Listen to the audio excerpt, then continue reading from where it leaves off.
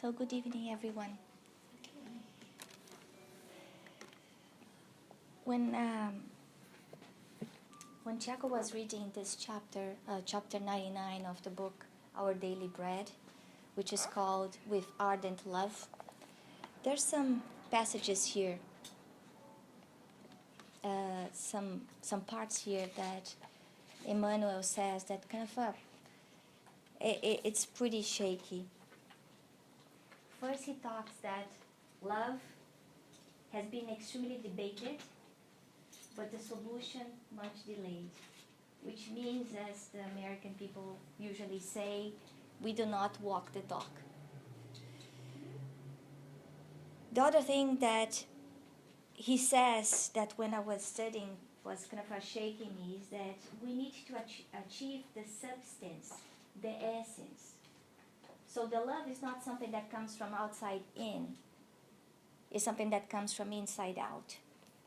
So unless we have that love in our essence, in our inner selves, if that's possible, we cannot love others. We cannot love ourselves.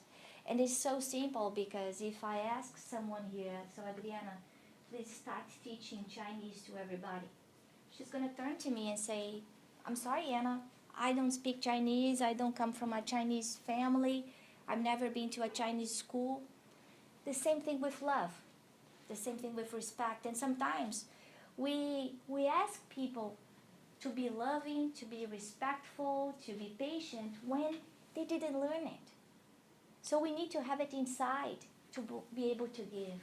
Many times we are expecting from other people things that they are incapable to do. It's like, having a broken leg and wanting the person to run a marathon.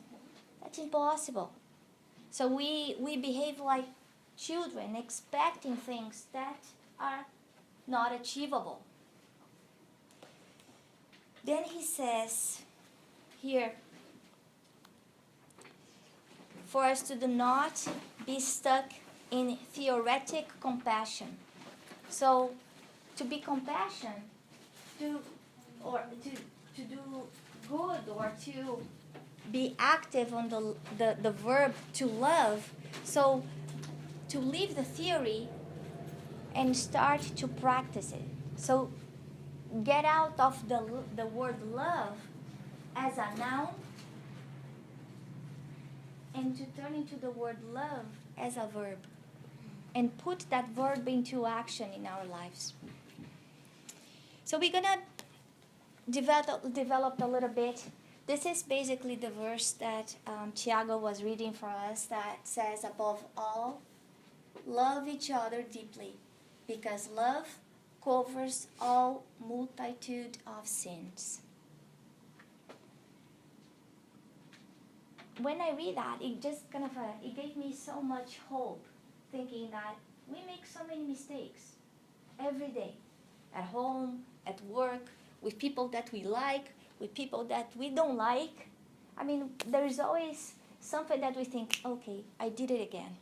I was impatient again. I didn't want to be, and I was. I didn't want to sound arrogant, and I did. I wanted to be more patient, and I couldn't. And then there's this verse here that reminds us that that's okay. So if we start seeding the seeds of love, we can erase all this multitude of wrongs that we do. Why? Because love covers it all.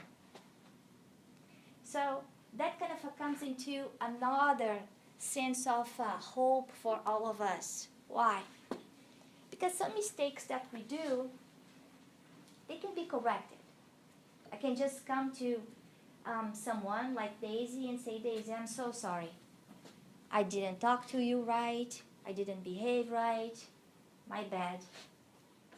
And then it's on her to say, okay, Anna, I forgive you, or I don't. It's her responsibility. But there are some things that we may have done in our lives that are much more complicated than that. That a simple I am sorry may not be enough for the person to forgive and forget. So what can we do? Or maybe we didn't do that to another person, but we did that to ourselves, hurting ourselves somehow, using our free will in a wrong way. It could be something serious like, I didn't use my free will well. I decided to abandon my family, or I decided to use drugs and I damaged my body, which we know that are serious decisions, wrong decisions that we made. So what do? What can we do? Should we just kind of feel sorry about ourselves or be mad and angry with ourselves? No, that's not the answer. The answer is here, what Jesus told us, that love covers it all. So what he's telling us in this verse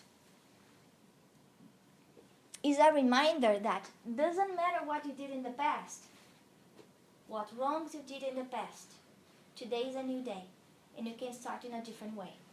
You can change tomorrow by changing today. You can change tomorrow by loving today. If we love more, we can cover all the wrongs that we have done in the past. As we always do, we look at it in the dictionary to better understand the word love.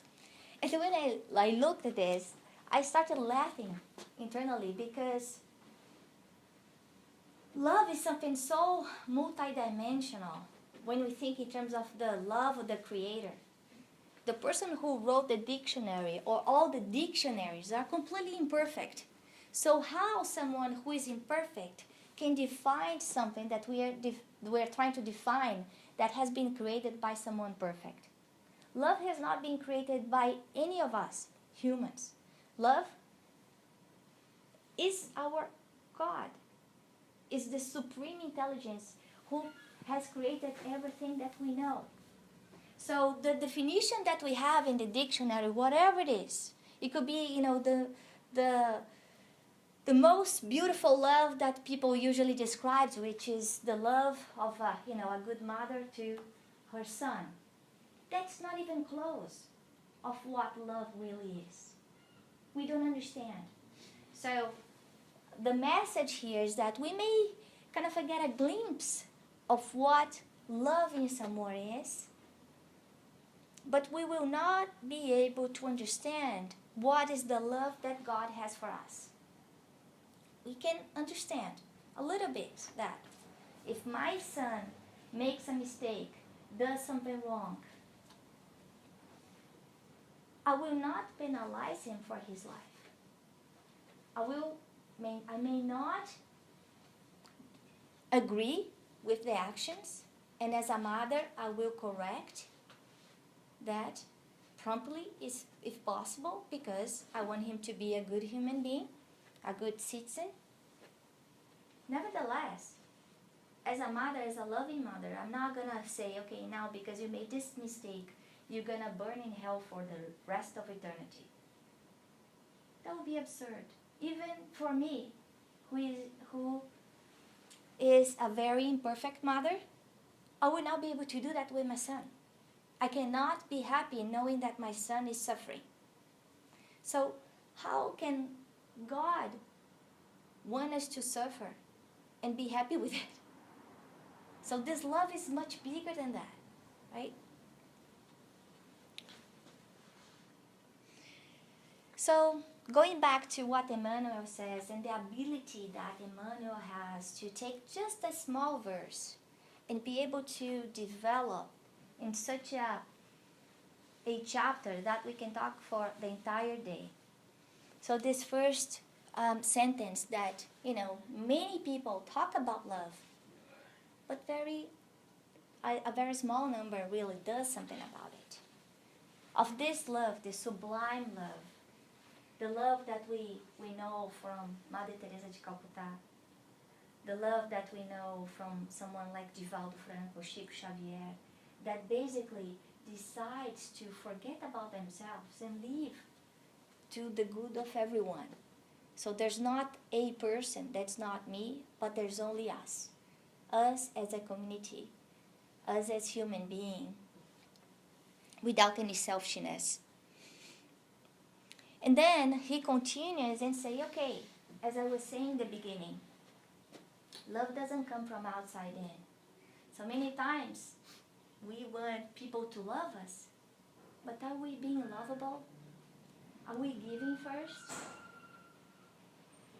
Then he talks about the importance of our inner reform, which in many cases, for those who have worked on some type of remodeling at home, know that to be able to go to a remodel, the first thing that needs to happen is what? You have to take away what's the old thing that you're changing. That's exactly it. We need to demolish first. And when we are doing the demolition, what happens? Lots of dust, lots of noise. Everything turns into a mess. You have the impression that, oh my God, I will not be able to take this. I cannot do this by myself. I cannot, be around. Everybody who has been to a remodeling has felt that way. As we do our inner reform, the same thing happens. If I'm trying to zip up instead of reacting to others when they tell me something that I don't like, they'll be hard in the beginning. And then it will turn easy. Or even more simpler things that, not the moral aspect is always more complicated. But even the simple ones, which is, okay, diet, right? We always think, okay, I want to eat in a more healthier way. Or I want to start exercising. We all know how hard that is. What about the moral, the soul diet? Being less selfish, not offending people, not gossiping, being more patient, helping others, stop being a couch potato and doing something for the community. It is a big change. But that's the way that we walk the talk. That's what he's calling us, kind of the alarm clock saying, okay, get out of the theory. You're reading a lot. Good for you. Now what? Time to work. And we think that we are working for others, but going back to the other slide, we see that if we do not learn how to love, we will continue to suffer. So we may think that we are doing the good to the other person, but who's the first person who is being benefited by that? Myself.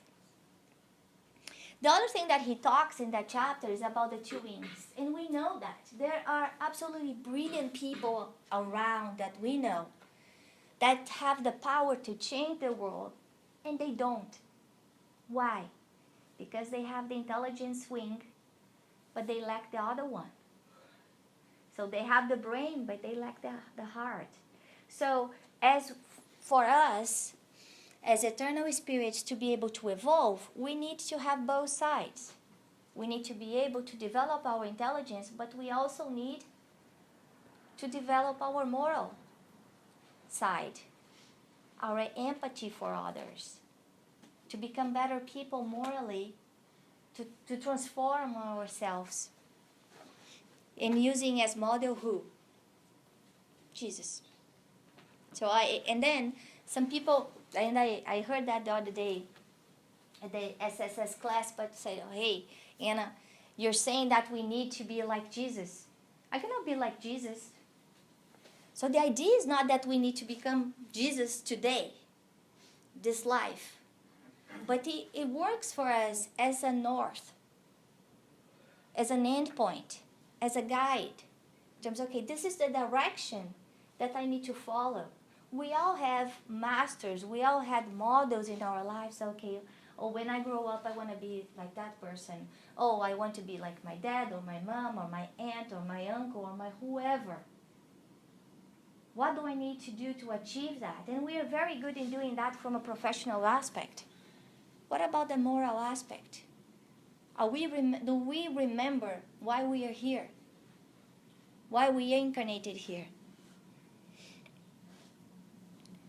So changing this attitude is an exercise that we need to do 24/7. What does it mean? Does it mean that I need to be nice just at home, just at work, and then I have two Annas? An Anna that everybody knows at Jazz, but then gets home and screams at everyone and kicks the door? No. So this transformation, if it doesn't happen from inside out, if I don't learn to change in the little things, in the little actions,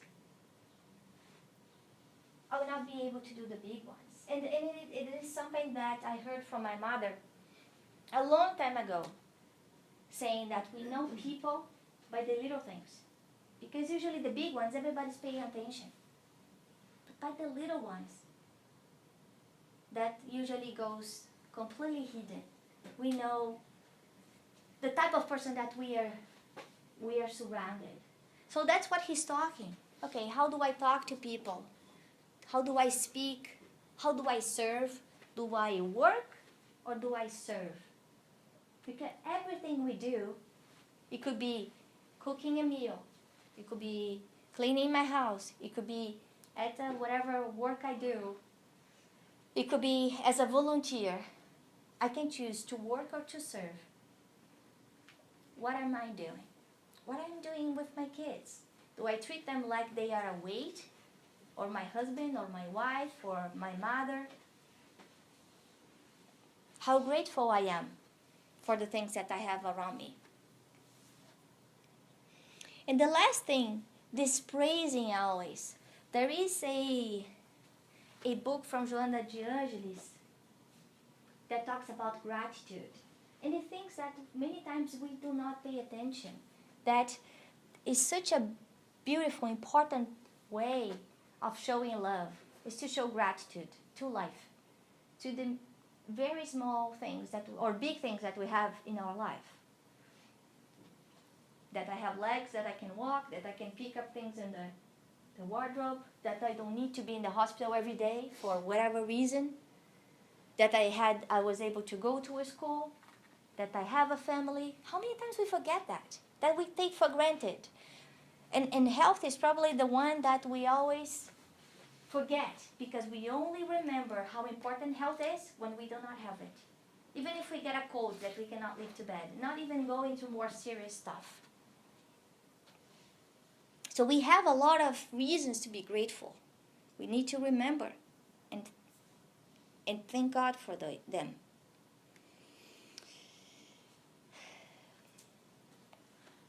Then he continues and talks about being patient to the ones that are ignorant. Be understanding with those who are ignorant. Vigilant in relation to those who have gone astray in evil.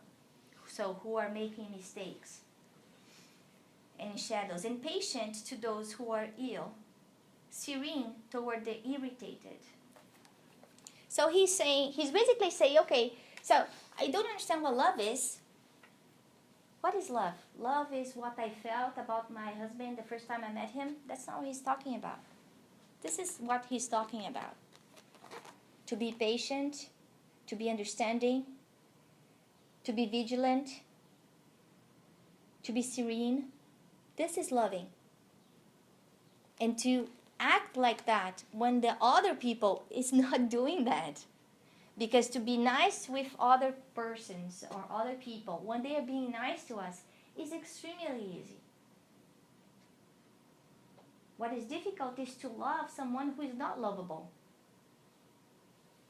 or not being lovable. And then the other bullet that I put over there is to act instead of reacting. Why I'm saying that? Because we all come from an evolution perspective. We have the instinct. We carry the instinct inside us. Now, as human beings, we also have intelligence. But many times we would rather use our instinct as our actions, as the master of our actions, instead of our intelligence.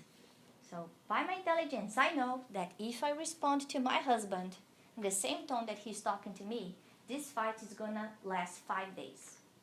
I know this because I've been there. I've seen that. And I know how painful it is.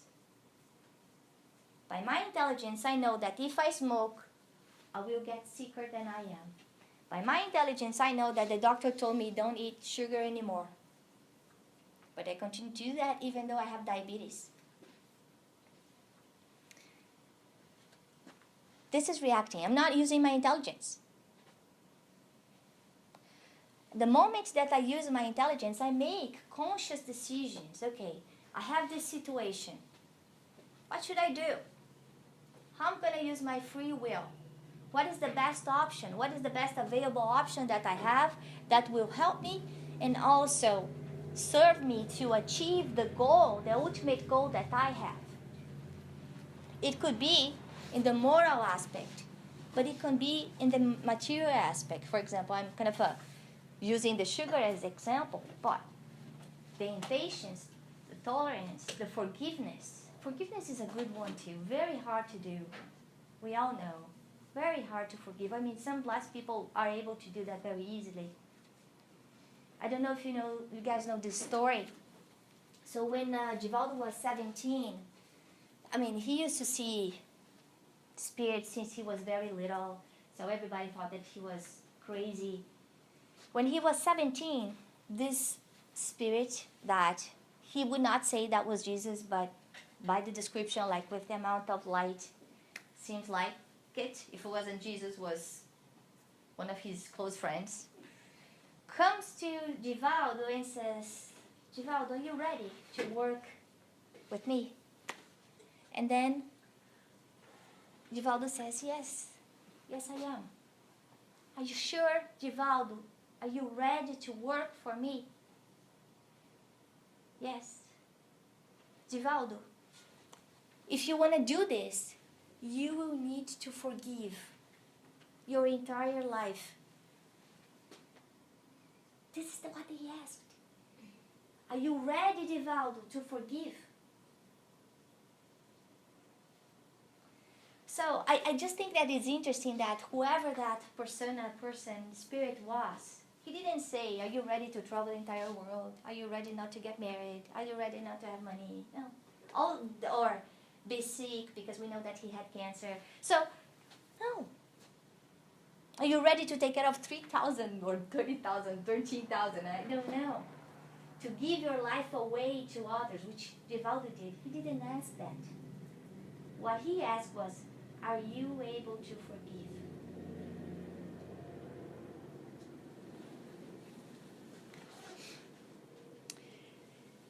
And then we are talking about love, and we think about, Jesus talking about all this kind of love, kind of erases everything, etc. And then we think this is a spiritism thing. No, it's not. This is not the first time that we are hearing this. And then that's why I put the Bible here. Just thinking in terms of the 10 Commandments. And I got the way that is written for kids, just because the language is so complicated. Yes, that's it. And then we see that even at that time, so Moses coming, about 1,500 years before Jesus, more or less, he's already talking about love. The first thing that he says is loving God above everything. He talks about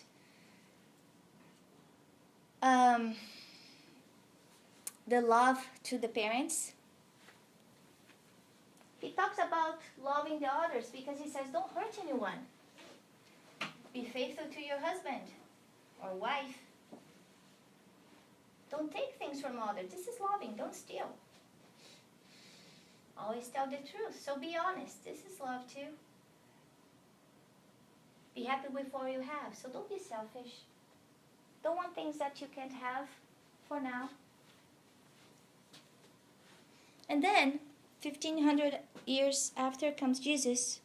And then people keep I know that, people say, Moses was the door, Jesus was the key. So Jesus complementing what Moses was saying. Moses had to come with laws that were very straight. Why? Because he was talking to people that was suffering a lot. The Israeli people were slaves at that time from the Egyptians. They were suffering enormously. Very hard to talk about being patient, loving, forgetful, forgiveful with someone who is starving, who is working till they die. And then he comes with this kind of this moral list of things that we need to do, and then kind of going back to what he said like about 4,000 years ago. And then we think, okay, how are we doing with that list? How am I doing with that list? Can I check any one of that? Say, okay, I'm good. Out of 10, I'm good with 2. Maybe. Then Jesus come and say, okay, with everything that we do, anything you do, if you just use this love, not the love from the dictionary as I was saying, but the sublime love saying, love God above all the things, and your neighbor as you love yourself, you're good. If you use this as the pathway, you're not going to make any mistakes. But then one may come and say, okay, so what does it mean? What does Jesus meant by loving God? What does it mean to love God? I love God. I come to the church every week. I pray every night. I was baptized. I went to the first communion. I got married in church. I love God. Is this love God? No. Because as we were talking before, love is not something that comes from outside in. It's something comes from inside out. It's about the transformation. So putting Him first, what does it mean? So, first of all, as a Spiritist, we know we are eternal souls. So, how in our life we are putting God first? Is our list of priorities, are they right? If we love the Creator, we love the creations too. So there is that saying that, if you give honey to my son, you sweeten my tongue, like we say in Portuguese. So the same thing. How can I say that I love God and I destroy the nature? I kill people. I steal. I'm dishonest. We need to worship God through our actions. So getting away, like what Emmanuel was saying, leaving the theoretical aspect and moving to the actions. So I think, I feel, I serve. And the way that we show that our kids, that's part of what we teach kids as parents. You love me. I'm telling you, don't do this. What does it mean if they keep not doing that? So, okay, you're not respecting me. I'm telling you, you're not respecting me. And not respecting is not being loving. So, if we are breaking these divine laws that we know, are we respecting, are we loving God? I put this picture over there of this boat in the middle of this storm. Why? Because the difficulty is to love God when we are in the middle of the storm. Then what happens? I become a spoiled child. Why does this happen to me? I'm so nice. I help everyone. I didn't do anything wrong for me. Or I want it now. Or because God didn't do this to me, I'm not talking to you anymore, God. Done. End of relationship. I don't believe in anything else because I prayed 3 years for my dad to become better. He died. I don't believe you anymore, God. Is this the way that we are treating God? Because if it is, we need to rethink that relationship. Because if my son talks to me that way, I would say, okay, go to your room and think a little bit. if we think that even kind of with someone who is much less important and relevant than God, like a president, and I treat the president, Obama comes here and talks to me, and I say, okay, Obama, now I want you to basically, just destroy everything and build, in the middle of Silicon Valley, just a big park because we need that. Or I like flowers. I just want, peach trees. I said, I'm sorry, I can't. Then I will basically misbehave. No, I can't. Doesn't make sense. So many times the request we make to God doesn't make any sense. So that doesn't mean that we do not have an answer. It just means that the answer that we got is not what we wanted, because it doesn't make sense. Then the second part that Jesus says is to love our neighbors. And who is my neighbor? The first neighbor that I have is my family. And usually the neighbor that I need to love more is the one that asks me for more love. And love doesn't mean to just pat on the back and say, oh, poor thing, he doesn't know what he's doing. No. Am I helping my son or my daughter if I'm doing that? Or am I helping my relationship if I am doing that? No. Because I need to love others, but I need to love myself too. I need to learn to love my friends, and I need to love my enemies too. Am I going to love my enemies the same way that I love my friends? No, I can't. Why? Because I need to protect myself. So if someone comes to my house, is disrespectful with me, disrespectful with my husband, disrespectful with my kids, would I bring that person to my house? No. If that person comes to my house and steals things, would I bring that person to my house? No. Does it mean that I'm going to hate that person? No. This is loving. That's kind of the forgiving piece. Then we need to remember that we have two types of family. We have our blood, like the father, mother, and we have our spiritual family, which many times it's so much easier to love the ones that are not our brothers and sisters that came from the same house. Why? Because life didn't start here when our body was born. So we have history together.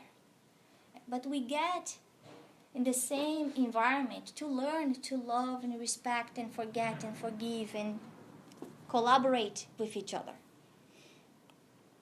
So I just thought that this was kind of a very cute thinking, okay, oh, poor thing. No, he's lost. But then what are we doing about it? Because many times we're pretty good in finding the problems, but not helping with the solutions. Are we helping with the solutions at our house? At our homes? In our lives? Or are we just kind of pointing the fingers, oh, that needs to be done, or that person did that. Okay, what are you doing about it? Because it's not about the other person, it's about me. Again, going back to the small actions that I was talking about. That is telling who you are and how life is going to bring back to you. And then the last one I apply the golden rule that Tiago keeps reminding me. That is taught in the kindergarten. When in doubt, apply the golden rule. I am at work. This is happening. What do? I feel like doing A. Should I do A or B?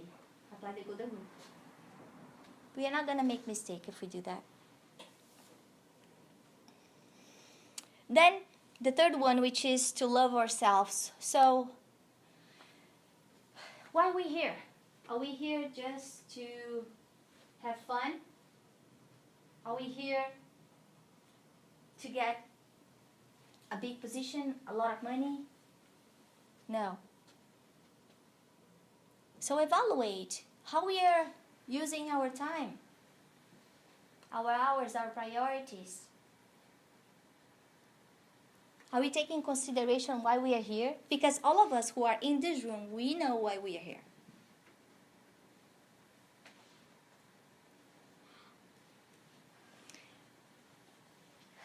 Sometimes people mixes loving ourselves as being selfish. No. I go to the therapy and she tells me that I need to put myself first, second, and third. And then I don't care what other people think. I'm number 1, 2, and 3.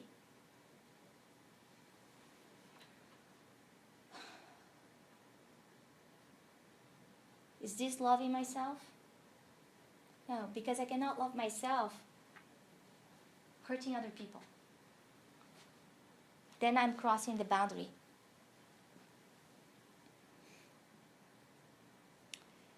We need to learn to take care of our body as well as our spirit.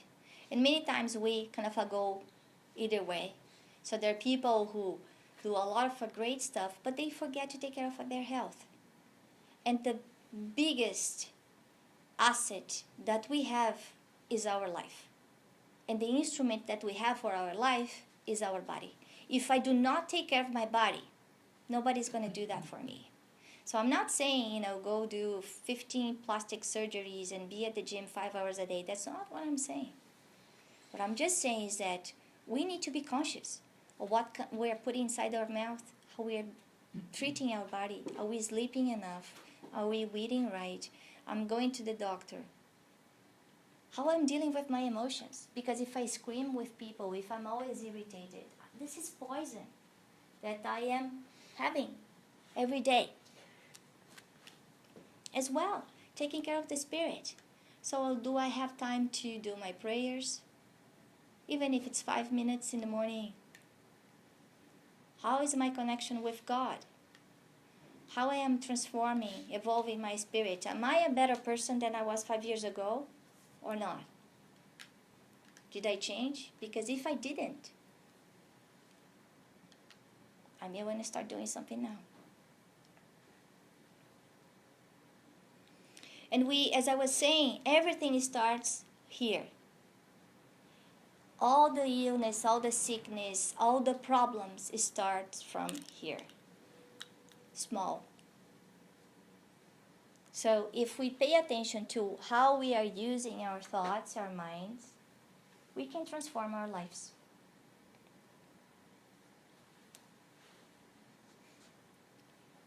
We need to, what the Spiritism is doing is asking us to make better choices in terms of quality life. That quality of life is the books I read, the TV shows that I watch, the type of music that I listen to. Because we know that everything comes with some type of vibration, vibratory content, that I will be surrounded by it. So, and the easy way to think about that is for people who do meditation. For someone who meditates, understands that after the meditation, you have the impression that you don't even have a body. It's very strange. So again, the power of the mind is something that we can't understand. So what type of choices, movies, places, friends, conversations I am having?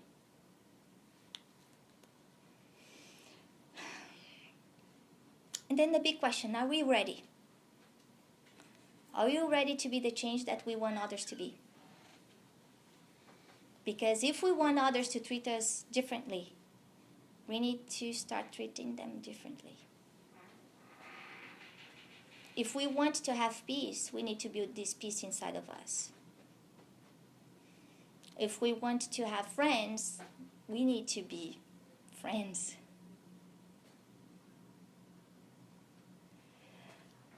Starting small actions.